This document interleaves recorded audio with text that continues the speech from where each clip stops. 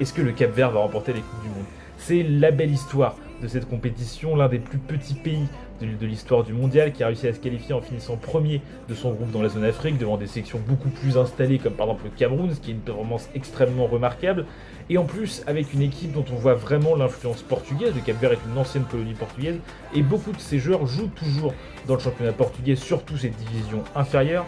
Mais le joueur que j'ai vraiment envie de retenir du côté capverdien qui est sans doute la légende de cette sélection, c'est bien évidemment Ryan Mendes. Il a 36 ans, il est valorisé plus que 200 000 euros, il était passé notamment par Lille et il a marqué 22 buts en 94 sélections.